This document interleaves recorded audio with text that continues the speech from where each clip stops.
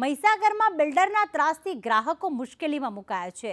લુણાવાડાના શિવાલય પરિસરના બિલ્ડરે કરતૂત કરી, જેમાં ગ્રાહકો પાસેથી પૈસા લઈ અને મકાનના કામ જ અધૂરા મૂક્યા। કામ પૂર્ણ કરવા ગ્રાહકો પાસે વધુ રૂપિયાની માંગ કરી છે। બિલ્ડર માનસિક રીતે હેરાન કરે છે તેવું ગ્રાહકો જેમણે આ ઘર ખરીદ્યા છે, મકાન ખરીદ્યા છે, તેમનું કહેવું છે। સાથે ગ્રાહકો એવું પણ કહી રહ્યા છે કે બિલ્ડર અભદ્ર ભાષાનો ઉપયોગ કરે છે। બિલ્ડર કંચન ગોસાઈ ધવલ બાવીસી સામે ફરિયાદ દાખલ કરાઈ। રિષભ ગોસાઈ વિરુદ્ધ લુણાવાડા પોલીસમાં ફરિયાદ દાખલ કરવામાં આવી છે। બિલ્ડર એ મકાનોનું કામકાજ બંધ છે।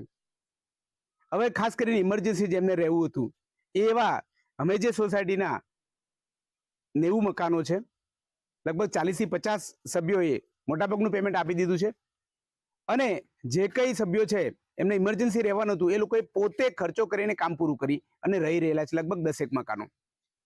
એટલે અમારી મૂળ વાત એ હતી કે અમારું જે સમય મર્યાદા મકાન પૂરા થવા જોઈએ એ પૂરા થયા નથી। બીજું આ જે સોસાયટીમાં છે 2 બિલ્ડરો છે, એક ધવલભાઈ છે ને એક કંચનભાઈ છે।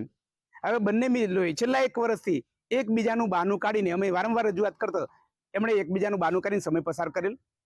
હવે ખાસ તો અમે કે અમારે મકાન તૈયાર જોઈએ, એ મકાન તૈયાર નથી ત્યારે તૈયાર મકાનની માંગણી અમે કરતા એ લોકો અમારી જોડે ગાળાગાળી કરે છે।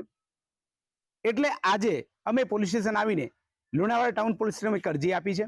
એમાં 70% ઉપર બુકિંગ પૂરું થઈ ગયેલું છે, તો પણ હજુ સુધી 3 વર્ષ થઈ ગયા એ વાતને કોન્ટ્રાક્ટ પૂરો થઈ ગયો છે, તો હજુ પણ અડધા મકાન પૂરું કામ પત્યું નથી અને આજુબાજુની કમ્પાઉન્ડ વોલ નથી બની, હજુ એમિનિટીઝ નથી બની, રોડ રસ્તા બાકી છે। એના લીધે જે 5 થી 6 માણસો રહેવાયા છે એમના મકાનના તાળા તૂટેલા છે, એની અરજી પણ આપેલી છે પોલીસ સ્ટેશને।